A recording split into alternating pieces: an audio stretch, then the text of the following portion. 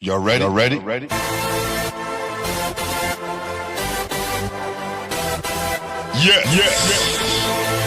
You have just stepped out into the world of chaos. Where everybody goes hard. Come on. Go hard. Go hard. Go hard. Go hard. Go hard. Go hard. Go hard. Or go home. Never back down. You gotta hold your own. Go hard. Go hard. Go hard. Go hard. Go hard. Go hard. Go hard. East Coast. Go hard. West Coast. Go hard. Midwest. Go hard. Dirty. Hurry up, everybody. Get online, buy your tickets, cause the game about to start. Welcome to BasketballHead Live. I'm your host, Glenn Pooh Harding. And today, we are celebrating our 100th show. Let's make some noise for that, y'all. Make some noise for that. Oh, man, it's been a journey. And 99 more shows later, we got my guy. And now, my brother, Seth, up north, Marshall. No need for introduction. We gonna get the show on the road. Yo, what up, family? What's happening? We on the check-in. Seth up North Marshall. We getting the show on the road. First of all, I want to thank Glenn Pooh Harding for allowing me an opportunity to share my story. But before we get into the show, I want to gift him something, because he's done interviews, he's done all types of stuff, he's reached out, being an ambassador of the community and the culture, and nobody else is doing it. So right now, I need you to take that off right there, please. No doubt, no doubt, no doubt. And I need you to put this on.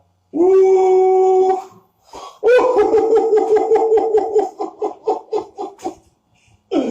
Fam, he got me a boys high jersey, and I'm a Lincoln dude, right? It's an original throwback. Look at this. This is nothing to play with. If anybody that knows ball in the game, Wow. do your history.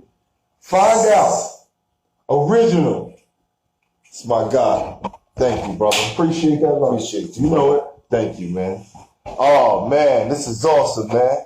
I appreciate this a lot. Woo! And look, hope our Lincoln people don't get mad, man, because, look, boys and girls got a lot of love for you guys. You guys right in the hood, went to all you guys' games, and all my friends went there. So salute. And R.I.P. Mo Kirby. That's one of the reasons why I did it. For guys like that. R.I.P. Mo Kirby. R.I.P. Dwayne Pearl Washington. That's right. That's right. So, Seth, what I like to ask everyone, right, who come on the show is, who introduced you to the game? No one. Actually, nobody really introduced me. It was just something I felt I was born with. Coming outside, that was the sport most of the people that I was watching, that's what they were going to do. Since 3 years old, I fell in love with the game of basketball. Didn't know how to play. The story goes, I was out on the street, on the sidewalk, and there was a dog in the yard that actually was a red, white, and blue basketball in the yard. I stood in front of the gate.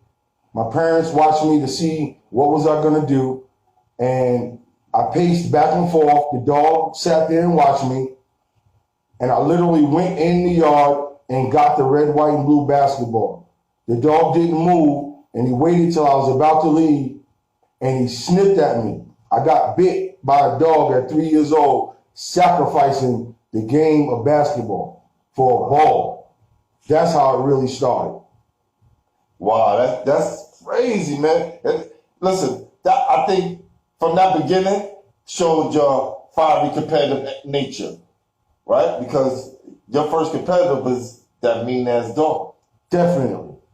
Right? And what we like to call ball players who get at it are dogs. Now you understand. Right? When you're a dog, you go out there, you get it, and you growl and you saliva. looking for that next ball player to devour. What part of Queens you from? I'm from Hollis Queens. The land of Run DMC. Walk this way. You know what I'm saying? You know the vibes. Hollis, stand up. That's right. That's right. Would you say you was an early bloomer, or you picked up the game a little late? I've always been around the game, but considering the popularity of the way the game was going, I'm considered a late bloomer. So what age do you say, like, you really started to take it serious? I would have to say somewhere between junior and senior year of high school, maybe around 17, 18. Before then, I wasn't taking the game seriously. I just was hooping just because that was what it did and all my friends was doing it. And I knew I was good enough, but I didn't have a support group to advocate the pathway of how to use my skills and talent until my best friend, Mike Blissett, a coach at Cardoza High School right now. He's the one that started this journey that morphed into the man that you see today. He asked me, hey, what you doing? Do you want to go to college? He was attending Central Arizona Junior College on a baseball scholarship. But he seen talent in me probably that I didn't even recognize in myself. And after that question, I said, hell yeah. He called the coach. Coach called me, asked me, can I get a plane ticket? And right then and there, at the time, I was actually staying with my big bro, God bless him, rest in heaven, Jam Master Jay of the great group Run DMC. Rest in peace. He asked me, did I want to go to college? I said, yeah, I got an opportunity. I was always around him. He helped pay my first semester of college. Whew, hold on. Let's get some noise for that. Make some noise for that, man. Wow. Jam Master J, legend, R.I.P. Let me say something again. Let me say something to the audience. Every time this guy speaks, excuse me, guys. Every time this guy speaks and name a person, it just brings us closer together. Now, he mentioned Michael Blissett, right? Jay, lift that up here. He mentioned Michael Blissett. Now, his brother, Jason Blissett, is my guy. That's my friend. It's my dog. All right, what up, Kenny Anderson on the check-in? Yo, K.A., what up, my G? I'm coming to see you, bro. I'll be down south in a minute. I love you, bro. For sure. So he mentioned his brother, Michael. Look, another connection, man. So we're going to continue with the Seth Marshall story. It gets no better than this, baby. All right, Seth. When you was coming up, who was the best player in your neighborhood? Straight to this day, he's the best player in my neighborhood. He's the best player in New York City. And if you ask me, he's the best player I've ever seen touch a basketball. And that's Lloyd Sweepy Daniels. Woo! Make some noise.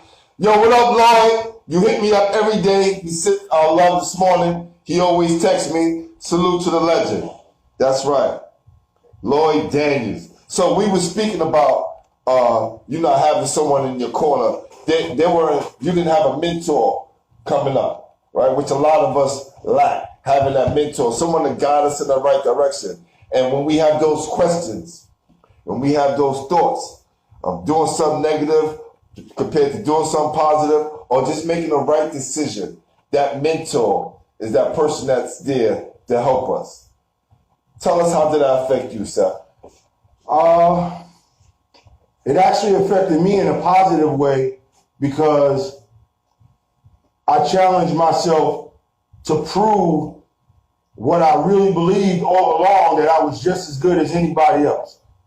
And I was around the best of the best. As you heard, check-ins, K.A., you know what I'm saying? Boo Harvey, countless players that was coming up. Shine in the newspaper, Daily News, Newsday, The Post, the greatest was the big, hey, what up, my G? What happened was the streets of New York, everywhere I went, there was a challenge, and I just didn't quit. I just didn't quit. And finally, you know, it started to turn around, and some people started saying, you can do something with this. You know, you're going to college, you're going to, you know, what you're doing, you can do something with this if you put your mind and your work ethic and really practice, countless hours of practice. And all it takes is one game, one person to notice you. And it can be, you know, for some people, it's an overnight story. But for me, it took countless years and countless tournaments and countless leagues for me to really build and make myself into this, what I'm doing right now. What's up, Ted? What's going on, baby? What's up, man? How you doing? I'm chilling, man. You got a question for my guy Seth? We letting everybody just come on and kick it with my guy Seth. Anything you want to ask? Anything you want to share?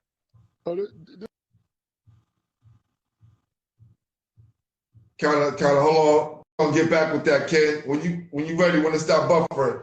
So I know you told me that your parents was very serious about your grades, right? And it was more important for you to get good grades than you be a great athlete to them. Yes. How important was that for your parents to set those rules early? You know, at the time, I was very, very upset and discouraged, and I didn't know the real scope of success, you know, the plan after basketball and the things of that nature.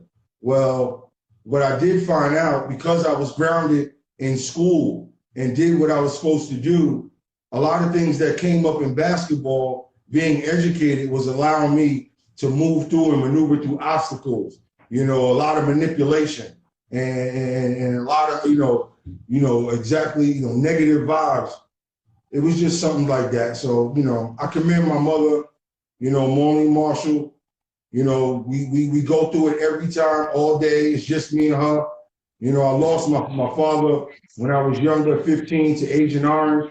So I really didn't have a father figure, you know, growing up. You know what I'm saying? But it is what it is. So, yo, KA, you back in. Let me tell you a story, KA. I got to cut this right now because I'm going to tell you how much you affected me. So we go back to, you don't realize this, but when I was 12 years old, you was playing for the church. Yeah. And Lloyd was just coming up. You know how sweet he is. Yeah, he's He awesome. asked me, were you good? Yo, you think you good? So he told me, yo, they got this kid out of Left Rack called Chiz. You think you can mess with him? And I was like, I don't know. You know, let's do whatever. I don't even know what to say. He actually brought me to Riverside Church at the next day to play against you. We played against each other at 12 years old at Riverside Church. And I ain't never stopped since. I've been a supporter and following you every day. Another time I tried to get at you was Citywide, right across the street. I was on the team with Joe Bostic, BJ, Omar Lee, and all those guys sitting on the bench. And all I wanted to do was play against you, because if I can compete against you, they can't tell me nothing. So I just want to tell you I love you and I appreciate you for doing what you did, man. You affected me in a real way. Man, oh, that's great, man. And I'm just so happy I could do that. And BasketballHead is just like I'll be on my phone. I'll be playing like just today. I was on my phone and I heard you was on here, and I just clicked on. So it's really a positive thing that he's doing here. And it's just all of New York and everything. And for the last few days, I'm always hitting on BasketballHead to see who he got on. So it's just great, man. It's just an awesome thing that we're getting across. And I don't really got nothing to say. I just listen. You ain't got to worry about it. I say it for you, bro. I advocate for you. You know, I'm linked in with Jay Gill. You know that. At Protege, I'm linked in with Golf. You know that. We just missed you when we was down in Fort Lauderdale. I was trying to link with you, but you were just under the weather a little bit. So I gave you your space. Yeah, I'm coaching now here in Fifth, Tennessee, and This is a great feeling for me to be coaching, and you know, I'm just trying to get this program up and running the right way. You know, Fisk University down here in Nashville, Tennessee, and we're NAIA school, and you know, it's something I love to do just to help the other guys, young men that's trying to play, come up in the game of basketball and in life in general. So this is just it's awesome, man, that I could hear you speak on here, and you know, you share some of your stories, that, you know, how you grew up and everything. The whole New York. So it's just awesome, man. Lloyd, I talked to yesterday. He's just great, man. Everybody. And as Well, anything, man, I'm gonna get your math and we're gonna link, and anything you need me to do, That's right. I'm on deck. We're gonna send you some players down there, fam. Trust me. Yeah. We're gonna be your eyes and ears up here for you, for sure. Please. It's a great thing what you're doing, and I love it. Thank you, Kay. Appreciate you, brother. I love it, man. Thank you. I thank you. Thank you. All right. I thank all of y'all. Appreciate you, brother. Keep doing what you're doing, man. All right, one love. My man. Thank you. That's awesome, man. Great Kenny. So we doing the 100th episode, Basketball Heads Live. Salute to the legend, Kenny Anderson. That's what we doing. So, we ain't finished yet.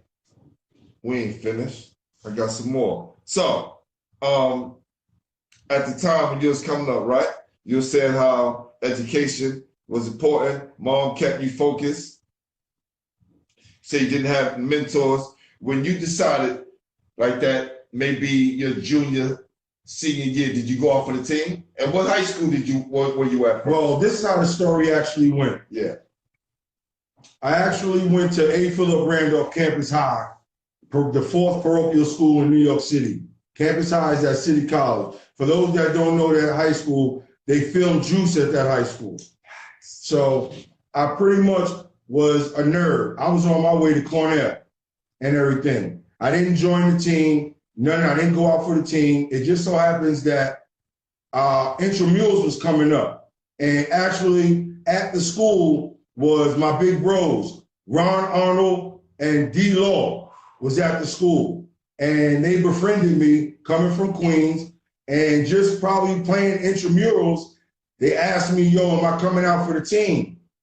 You know, unfortunately, I had an accident in Hollis, and from a childhood friend, during a rainy day on a Saturday, missing CYO practice, we got into a little argument in the fight, and he picked up a stick, and he flinched. I flinched at him, he flinched, and I got stabbed in the eye with a stick in my left eye. I'm naturally blind in my left eye. So for those that don't know, there's more to my story than you can ever believe. No excuses. Who would have known? I never knew that. So I transferred to Martin Luther High School. I had friends there that was playing. I figured I could take my talent there, you know, as a sophomore, and then turn around. I made the varsity team, but I didn't get no burn. I didn't come off that bench, you know, so I quit and went right up to Gauchos and tried out for Gauchos. And fortunately, I played on that. I made that team, trying out against the A and the B team. Shout out to the Twins. Shout out to Dave McCullough, Dave Jones, the whole Gaucho organization. Shout out to my man Dwayne right now, holding my nephew down, Austin Gayton, 9-year-old playing on the 10 and up. You know the vibes. You know what I'm saying? So from there, you know, I just really honed my talents. And then I went back as a junior. Nothing was happening. I got to play against great teams. I would lose by 50, probably score 25, close to 30 and stuff, trying to keep my dream alive, you know, getting laughed at. I lost to OSL, Arnold Bernard, and that whole team. I lost to Christ the King, you know what I'm saying, Los by 50, you know. I lost to St. John's Prep, Ram, you know what I'm saying, all the big guards, all the guards in the city and whatnot. And I just was taking mental notes. And finally, my senior year, that was really it. I was almost giving up. until, like I said, until after that senior year, Mike Bliss actually, you know, was watching me. And I actually had a messenger job and worked in the mailroom. That's what I was actually doing at the time. And on 23rd Street. And we played in the summer tournament, OCP Park. OCP, stand up. OCP, FedEx, up. FedEx, the mayor. The mayor, OCP, stand up. You know the vibes. Yo, Stymie, my twin, AKA Six Rings, stand up. You know the vibes. And from there, that was my story of going to college, and that was the journey. Man, first of all, Seth, and we're going to get to this in a few. All the ass you kick, all the people who foot you put in their neck, you was doing that while blind in one eye? Yes. Yes. Let's make some noise for that right now, man. God, man, yo, this is crazy. I don't think y'all understand. For some of y'all have a hard time playing with two. Take away one. And all you great players, let me see how great you really are.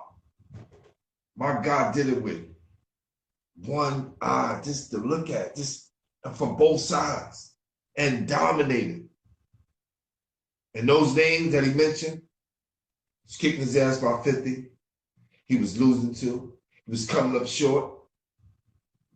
Oh yeah, things turn around. And they turned around like this. Seth, let's go there. When you went up to the Gauchos, did you start to build your confidence after leaving high school and seeing that you were on a losing team and wasn't really going anywhere? Did the Gauchos kind of help you out confidence-wise? Definitely, because coming from where I came from, you know, once you get a little game and everything, you know, you think you're nice and what have you. And my big bros and OGs checked me. The first thing they were saying, well, you nice in your park.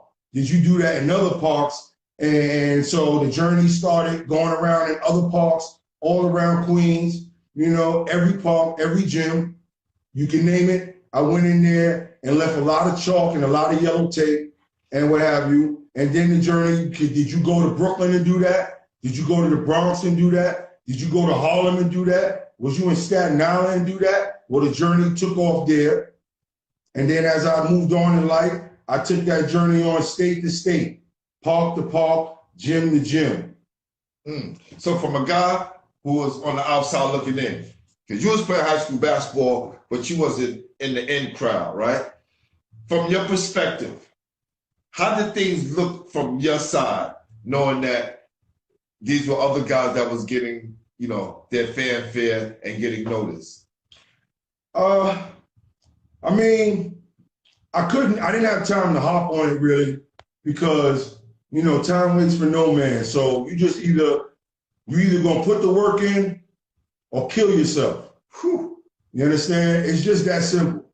I didn't need anybody to motivate me or anything. If I wanted what they had, I had to do what they did. I had to practice and put my work up against them. That was how I gauged everything, you know. But going up to that Gauchos tryout, I pretty much followed everyone. I followed how they progressed in everything. But what I noticed was they all had some type of background. They all had someone advocating for them. A top school, a big time program, you know, a rich hustler, you know, a gangster, a thug, you know, a record label. They all had something connected.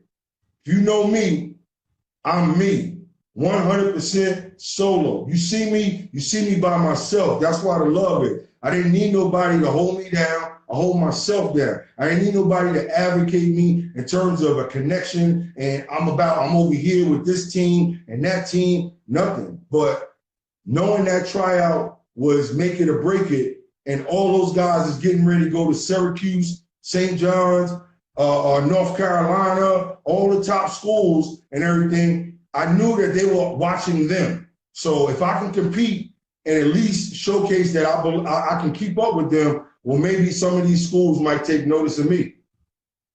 Well, you went down to Central Arizona and you became first team All-American. All right? I don't care what level you do it on. If you first team All-American on any level, first team, that means you was putting in work. What kind of mindset did you have going down there? That was great because the year before, the first year, we had a tough season, getting acclimated, leaving New York, trying to get situated, not being homesick, trying to see how this thing called college works, learning the ins and outs, the ebbs and flows of politics and what have you. But my raw talent, pretty much carried me through the first year to becoming Rookie of the Year. So that put everybody on notice. But really, let me rewind back. I had an opportunity to go to the top team in that conference, which was Arizona Western. They had the likes of Mark Moss coming out of Queensbridge, Brian Walker coming out of motherfucking Queens. They had Mitchell Foster. They had Jermaine Smoke. They had Buffalo's own Trevor Ruffin. They had Far Rockaway's own Kurt Taylor. They had assortment of nothing but straight killers. And there's more of them. I can't name them all. But I got invited to play with them, but I knew playing with them, I wouldn't be able to distinguish my talent to theirs. So I felt like I always feel, I'd rather play against an all-star team. And to some people, by default, we call that the Lloyd Daniels disease. Really, Lloyd would take 4 nobodies, 4 blind people if he had to, deaf, and beat anybody. So that's pretty much how we work. I put my game up, I put my work, my skills up against anybody with that. So that's pretty much why I chose Central Arizona, because they ain't never seen a player like me. I knew it. And then once I started shining, I'm pretty sure the cameras and lights was going to be on me. You know what's so crazy? Corey Homicide Williams said the same thing. Corey Homicide Williams, a.k.a. the Patient Wolf, out there in Australia. You know the vibe. That's my baby bro. I was definitely on him. He wasn't homicide when I met him. Whew. And like you said, he didn't want to play on a team full of names. So he said, yo, G, I had a strategy. I'm going to get my name by playing with a bunch of nobodies and going out there and be the one who everybody's looking at. And Seth, when he was in junior college, said the same thing. I'm not going to go team up and, give me a super team. I'm going to stay here and do damage. And it all worked out. So, become first team All-American. Are any schools recruiting you? Well, actually, this is leading into the second year I'm at Central Arizona. And we just finished the season 15-15. It was a dismal season. We lost in the playoffs to Northern Pioneer, everything. Shouts out to Chicago. They had a pipeline of nothing but dudes from Chicago and everything. But I wasn't scared. So, I matched up against anybody, but we lost and what have you. So leading into my senior year, my coach went out and he did the best recruiting he can do. He got the top 2 big men in the state. George Banks got drafted. George Banks went to UTEP, got drafted to the Miami Heat. Shout out to G Banks, and Damon Gosa. Damon Gosa was a 6'8", pretty much do it all and whatever. Rest in peace. He lost his life to illness and everything. Not gonna forget you. I love you, Damon. His cousins that I played with there were the Rhymes brothers, Byron and Marlon. Shouts out to Byron and Marlon. Marlon went to Pitt. You understand? So we think we got a team. And lo and behold, Marlon grades is not really doing well. Damon's grades not doing well. Big G Banks has some type of ACL. And I'm just thinking that I got to go somewhere, man. Something got to happen, man. I can't go through another 15 season or whatever it was. And I had Arizona State coming early. New Mexico State came early. And Fresno came. Fresno was there to see a teammate of mine, 6'6", Ron Oden. Shouts to Ron Oden. They weren't coming to see me, but maybe within 5 minutes of the practice, who was that guy? And they started that recruiting me from there. So I was, they was trying to get me the early signing. And lo and behold, my dream was to go to St. John's. I already had a pipeline because of my connection of everybody that went there, but no one really knew it. I didn't even know that they were actually trying to get in touch with me. We had a pipeline to go to LSU, Dale Brown. I could have been playing with Shaq and Chris Jackson, now Mahmoud Raouf. You know, we had a pipeline in Texas, Tom Penders. I could have been at Texas. You know, I didn't even know these people was calling my house. But unbeknown to me, the politics, you know, how you have to deal with getting recruited, my mom didn't know, and people around me wasn't really familiar. So they really wasn't telling me what was going on. So I just took the best opportunity I could and signed with Fresno early. That's crazy, man, because when you go through the process and the whole recruiting process, a lot of people don't know that when these coaches come to the gym and they come to watch somebody else, even though you're not being recruited, you got to be on point because you never know. You might show them something that they need or that they like. A lot of players get discouraged if they're not being recruited. My thing is, just try to put yourself in a position where it can happen, right? So with all the players that Seth ran off, he knew, man, like, my opportunity got to come. And right, Fresno came to watch somebody else. Not saying he stole that shine, but he was always on point to where if something like that happened, he was ready. The key slogan is, if you stay ready, you don't have to get ready. Facts. So I did all my work before that. Countless suicides, wall sits, countless shots up. 10,000 hours of practice, you begin to master something. And I put my work in hour and hour and hour beyond hours. I have been on punishment and restriction for breaking curfew, for practicing with Lloyd Daniels. Lloyd Daniels wants to practice at night, at 11 o'clock at night. And his philosophy was, if I can make these shots in the dark, imagine what I can do when the lights turn on. This is a true story. Like, he's not making this up. I know this Lloyd Daniels story. The fact that he practiced at night and shoot at night. So when the sun come out, everything is water. Everything. And I can vouch for that because, you know, I'm a proud member of that 47 he gave me, Juice, and Mark Brown in '86 in the AAU game. Salute Lloyd Daniels. All right, now. How did things turn out? Did you stay at Fresno?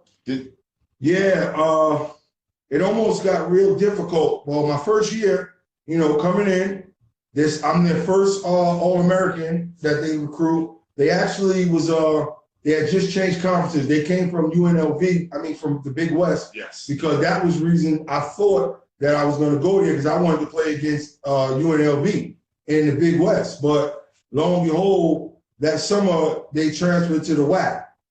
And when I got there, you know, everything started off great. You know, shouts out to my man, Carl Ray Harris.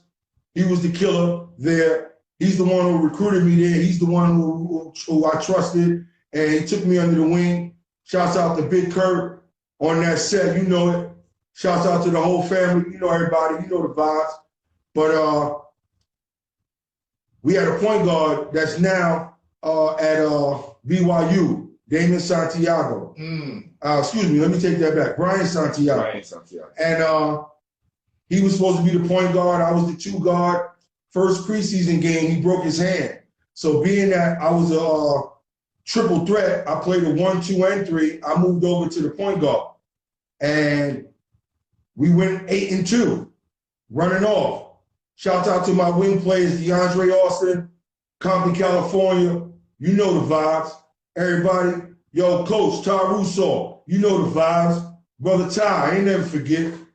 And on the other side was, rest in peace, my boy from Tyler, Texas, Devon Satterwhite. He lost his life to health issues just this past couple of years. So I love you for that. But I told him, just like the Magic Johnson rule, get to your spot and I got you. And we was running it off, 8-2. And then Brian hand healed and coach decided to put him back in, and it kind of went down from there. The next game, we played Air Force, my first ESPN game. Everybody's staying up to 12 o'clock in the morning. Social media is not out. I'm getting calls in the dorm room. I'm getting calls in the basketball office, everything. Everybody's up, getting ready to watch me shine. This is where I'm getting ready to make my name. And just so happens that you never know what your teammates and everybody else is thinking at the same time. They want to shine too. We lose the Air Force by 20 on national television. They're the last place team.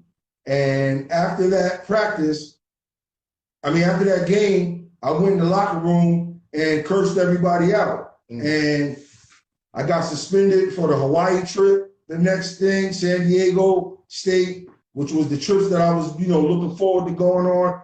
And it just went downhill from there. But luckily, I had a little something in my back pocket because I worked at 5-Star Basketball Camp, the world-renowned 5-Star Basketball Camp. Rest in peace, Howard Garfinkel, Will Klein. That's right. Howard Garfinkel was my biggest mentor. He didn't know. I shocked him too. He didn't know where I was. When I was transferring to Fresno, I told him I need to work out. They sent me to 5-Star.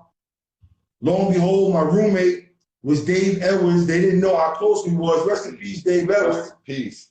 And the likes of all types of players was in there. Daniel Marshall, Dante Calabria just won a championship at North Carolina. My best friend, Rick Brunson, just countless players was there. And European players, guys from Israel. And sure enough, I showed out, Literally, I tell you another story that in the layup line, what people don't know, what they call the East Bay dunk, I was doing the under the legs dunk then, 1990-91, before anybody seen it. Check my record, check anywhere. I challenge anybody and whatnot. The likes of the kids, Trajan Langdon, Steve Wojciechowski, Andre Patterson, Jelani White, all these players that went to all these top schools, I was taking care of them, cutting their hair, putting that killer in them, asked them about me. And after that summer, after the council game, Israel was bringing up some players. They had a lot of players from different countries coming over, and I got offered a job to recount my scholarship. Don't go to Fresno. Come to Israel for $75,000, and in 2 years I'll be in the NBA. But there again, like I told you, nobody knows me. They see I can play, but I didn't have anybody advocating or somebody that could tell me how that process goes. I didn't have the belief or the confidence to know how to do that. So I decided now I'm gonna pass on that, and I just went on and went back to Fresno. Now, we was talking when we had that conversation on the phone, and you were saying, gee, in hindsight, I should have took that job. He said, if I would have took that job, I know I would have been in the NBA. Man, the reason I believe that wholeheartedly is, 94 when I finished Fresno, I got invited to an unofficial workout at the New York Knicks. The job was to invite players to come to the camp to get the team ready to go to training camp. No one knows me. And the people that was responsible for me getting there was, God bless, my dear friend, my surrogate father, the great Sid Jones. Yes. United Brooklyn stand up. Yes. you know, Great coach. everybody, and James Ryan. These guys are the Mount Rushmore coaches of New York City. And I'm not going to leave out Mr. Couch, the other Mount Rushmore coach, you know.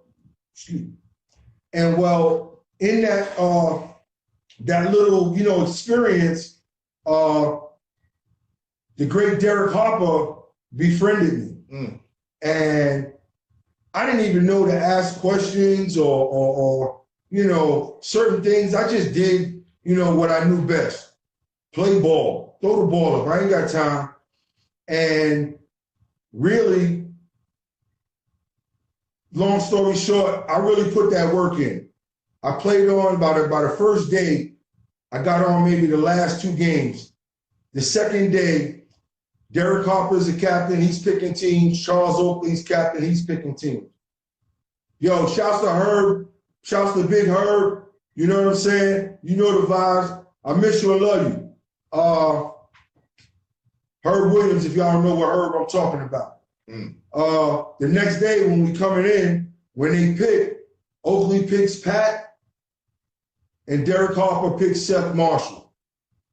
And I just knew I was one step closer. And sure enough, I was really putting in that work, balling. I played 94 feet. I'm a two-way player. You know, by the end of that first day, they told me I couldn't play defense. I had to play defense at half court. I play defense at the other baseline. You got to fight to get the ball inbounds. So, you know, Pat Riley, a great coach, was there. He might have sent that kite down. Yo, get that boy off him. He's making my guys look bad, you know. But I ran into a buzzsaw again. You know, I figured I'd have a line. I had a couple other teams, you know, interested on some free agent contracts, but they had a lockout, a players lockout. And when a lockout comes, all things on table, all contracts, all paperwork is voided. Stops. Yep.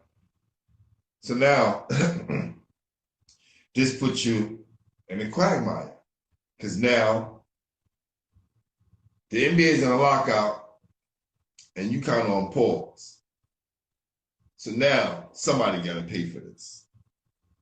And now you start to put your aim towards the parks of New York City basketball and all over across the country. Let's talk about who asked you bust. Right? And now, I'm going to pause this because a lot of times when I ask this question, and I don't mind, and I respect you guys who don't want to give an answer to that. Much respect. But it's the 100th show, and we got Seth Marshall here. And you know what? He got a story to tell. Seth, after all of those things that was happening to you with the politics game, you not having someone to vouch for you. Now you're on your own in the parks, mano a mano. You, the ball, and the person that's on the other side of you. Run down the list of all the guys who you checked off after being passed over. Well, you know, y'all don't take this personal. I don't mean this in any malice intent. You know, I only build up. I don't tear down. That's right. I do not destroy.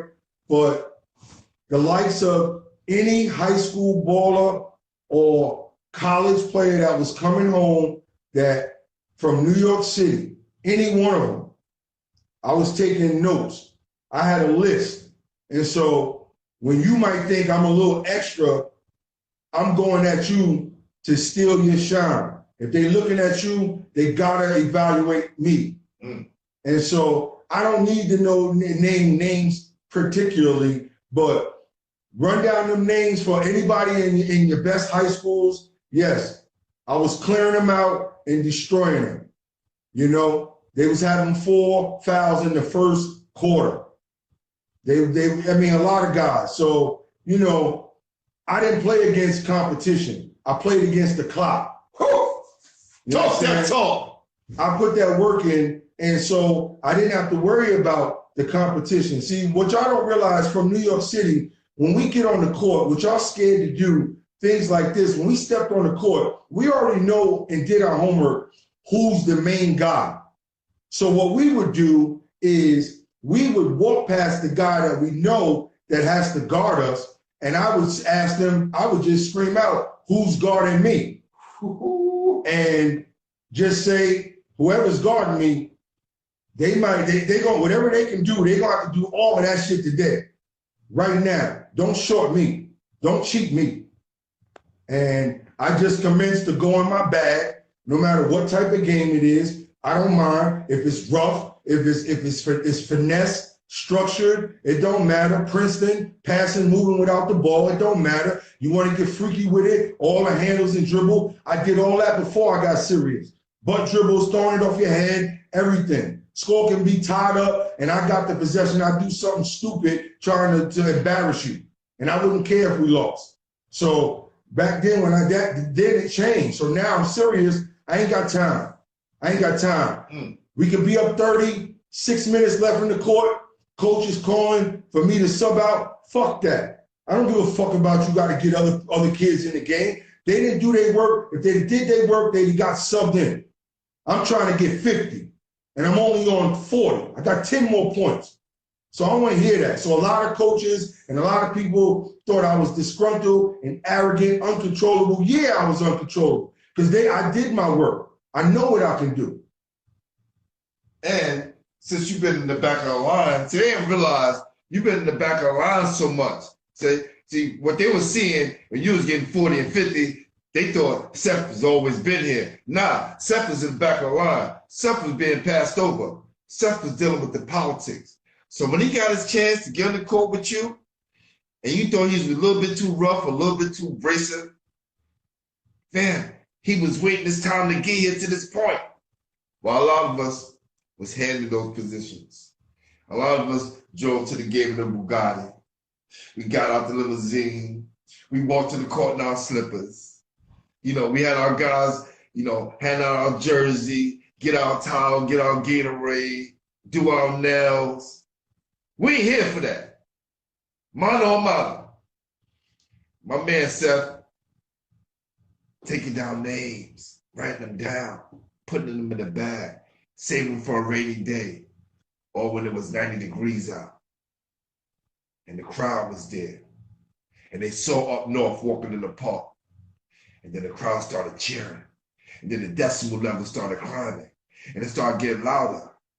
And you was on prime time. You was right there, center stage, in the spotlight, one-on-one. Gotta deal with them. Gotta deal with them elbows. Gotta deal with them going hard. Step back, jump shot, or them flush it on you. You gotta deal with that. It's New York City history, baby. Seth Marshall. Yeah, I wasn't about the hype and having somebody, you know, bring me to the game in the car, or like you said, all the different, you know, have all the girls and all the jewelry on. Yo, I took the train and bus everywhere. Ground up, build it up from the mud. I like to wipe my hands on the concrete. I like dirt on my hands. I like the pissy hallways and the back staircases in the projects. I do it for y'all. You understand? I do it for the ones that's not seen. I do it for y'all. That's who I represent. There's three things that a lot of these kids don't understand as an ambassador of the culture of New York City. You have one, your last name. You represent your family. You understand? Two, your community. You represent a whole bunch of people in your community.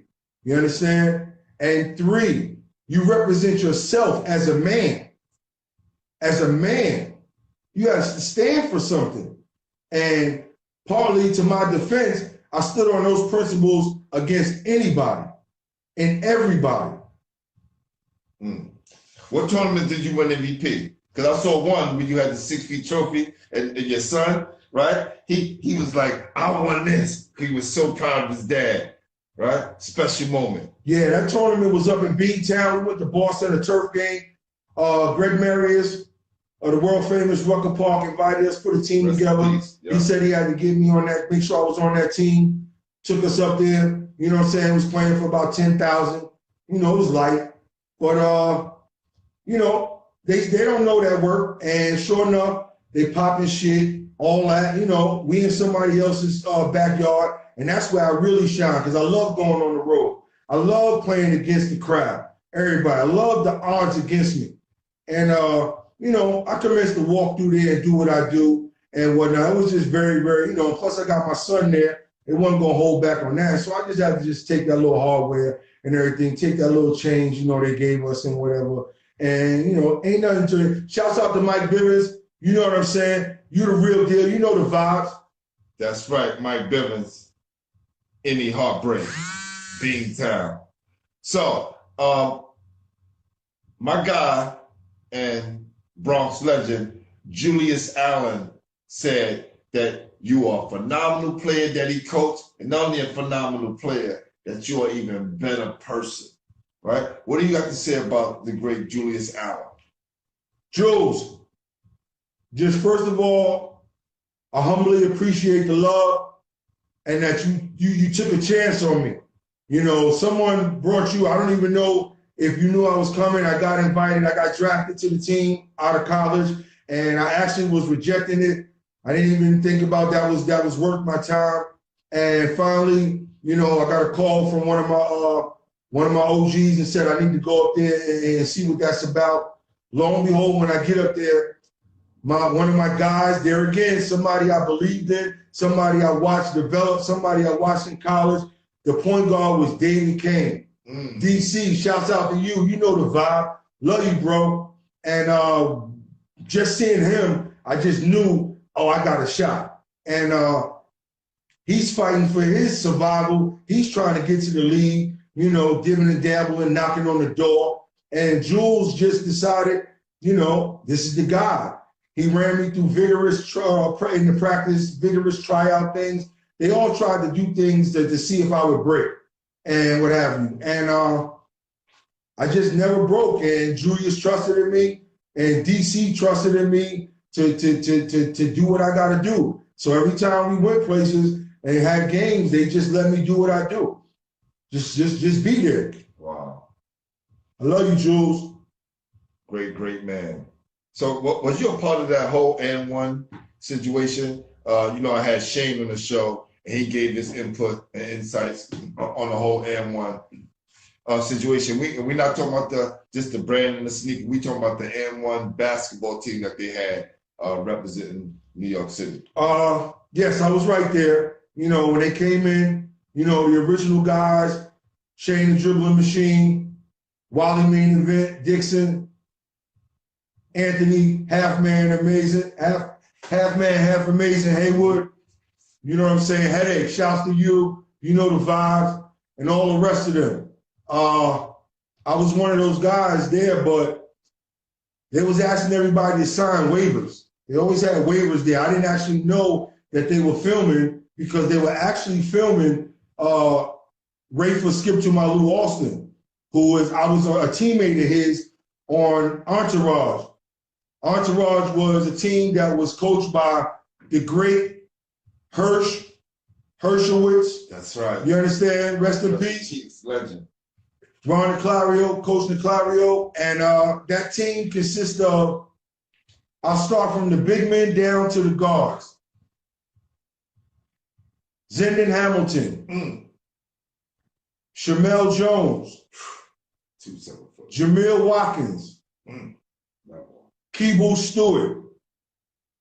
Forwards, Bud Pollard. A couple of other guys I can't remember right now. Going into the guards, Todd Miles. Hold your head, boy. That's right. Salute, Todd. You know what I'm saying? Stacy Castle. Paul Rock, stand up. Buckets. The protege that's at Florida, Coach J. Gilliam Alexander, the protege out at Florida Atlantic University. You know the vibes. I'm missing a couple. I ain't gonna forget y'all. That was a special team.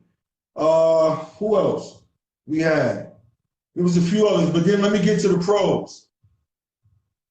Rafer, Skip to my Lou Austin, and one of my dear friends, great friends, and everything, showed me nothing but love.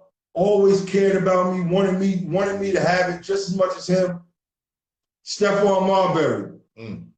Salute, my guy. You understand? Coney Island, stand up. I see you, Jamel Thomas, 530, D-Flight. Yo, Slick. Ain't nothing to it but to do it. You know the vibes. Zach, what up? That's right. You understand? I've been through it all. And that team, we was considered the young boys. And they just wanted a vet. And when I came up, you know, it was nothing. I just fit in. I fit in like Legos. And we started battling from there. So, Seth, let's get into this. Top 5 players, New York City. Your era. So I'll go ahead with the history. Do I include myself? You goddamn right. Right. First, I'm going to say Junie Sanders, a.k.a. General Electric. Stand up. James Speedy Williams. That's my God.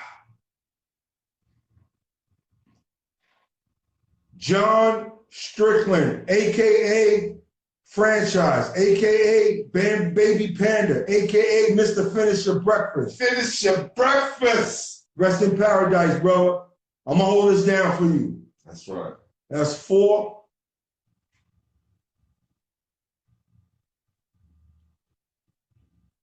And really, I got to say, I can't even lie, man.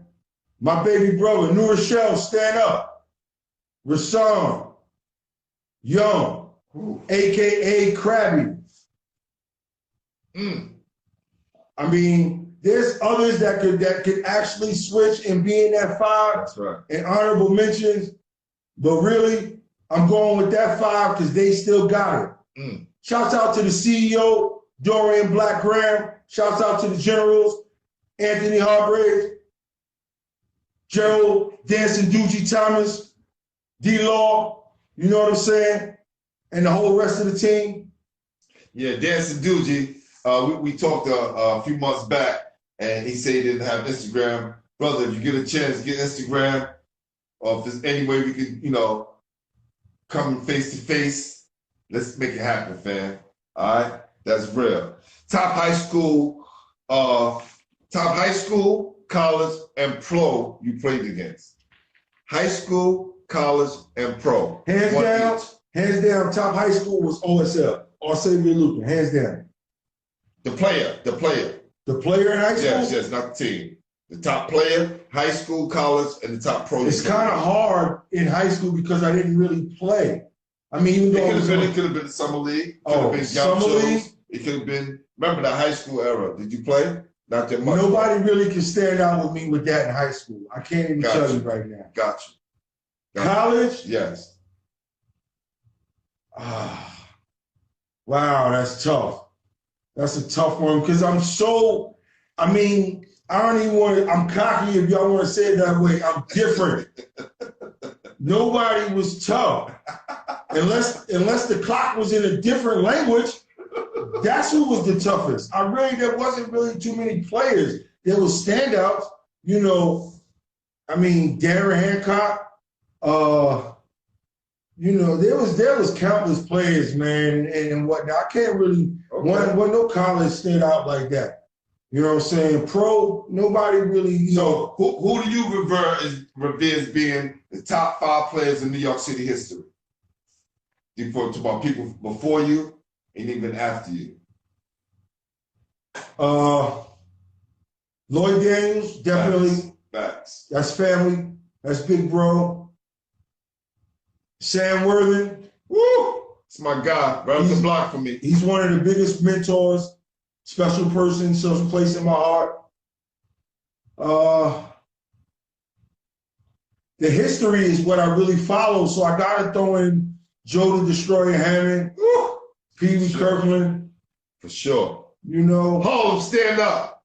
BX. I mean. And you, fam. And me, that 5th guy. I really just keep telling I'm on that team. I can't really say that's right. Offhand, putting me on the spot. Right. So, have you been following New York City basketball? What's your perception of New York City basketball that you think is a culture right now? I mean, I want to say it still exists. Okay. But there's a misconception that we're not at the top of the list anymore. You know, a lot of the culture has shifted where people are not afraid to come to New York and play anymore.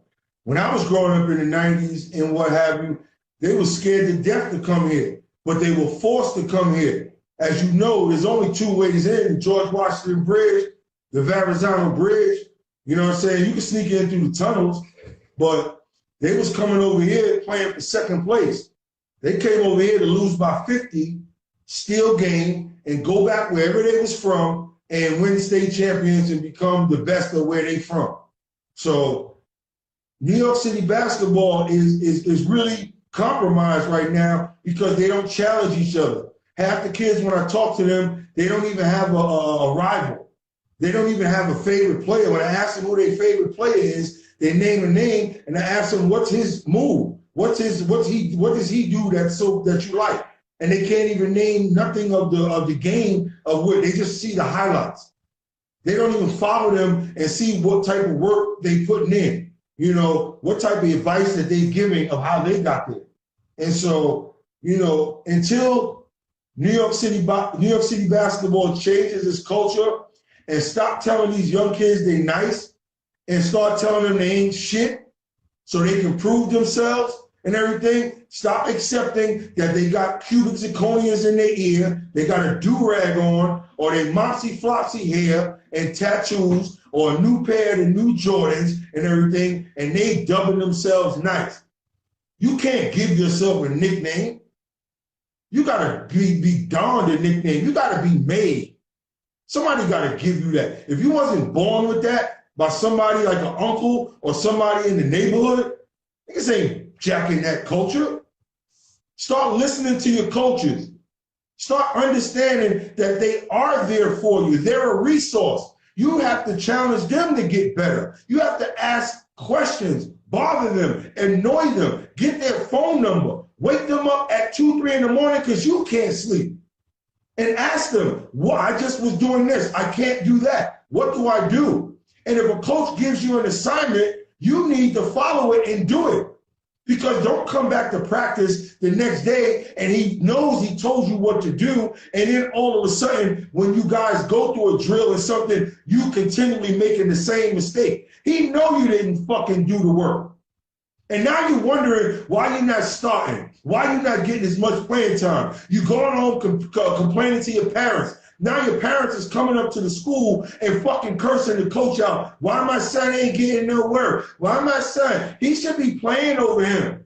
And your fucking parents didn't even make varsity. That's why I won't coach. That's why. Because I'm telling you that you ain't shit, kid. I'm telling you your mama you ain't shit. I'm telling you your father you ain't shit. Because you have to challenge these kids.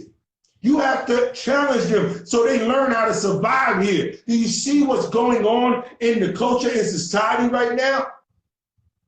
They're trying to kill you, black man. They're trying to kill you, king. This ain't nothing to fuck with. Do you see what type of money they giving? I'm so disgusted. I would have died to just sit on a bench in the NBA and wave my fucking towel like Jack Haley did for Dennis Rodman. You see the money they just gave Paul George? Shout out to Fresno State. You know what it is. We getting ready to link up. You know what I'm saying? G Young, thanks for putting that together for me. Yeah, Brooklyn's own. Telling you I'm connected. They just gave that man 4 years, 100 and whatever, 90 something, getting 47.5 million. And you complaining because he didn't perform in the playoffs? And they ripped him like they were going to trade him, and so they gave him a present of $47.5 million? Do you know what a guy like me would have did for 1 year like that? I'm a hitter. I'd have bodied anything. Y'all fucking around with the game, and y'all want somebody to pacify you. Y'all got every opportunity I didn't have. Come on, man. Shit, shouts out to Jelly Fam. I was hard on that man, Isaiah Washington. Ask anybody. That kid is fucked around and got his life, is getting his shit together, and he worked out, and he's working his ass off. That's why I seen you out there in LA. I seen you in the workout and everything. So I wish you nothing but luck, nothing but success, black man. You up next. You know what I'm saying? This ain't shit to play with, y'all. Y'all fucking around. And then y'all want us to sit there and jack that shit and say shit like, yo, he good. Y'all need to stay with him. He get there, he get there. You only have one time for a first impression. One time. So when you go to tryouts, be the first one in the line, because that's the only time you're gonna be able to make a mistake. When the second guy makes a mistake, y'all niggas is on the baseline. Giving you some jewels, man. This ain't shit to play with, man. So when y'all come around me, y'all better fuck around and realize y'all around the right one. I challenge y'all. Ask questions. Annoy them. Be the next one up. Represent your family.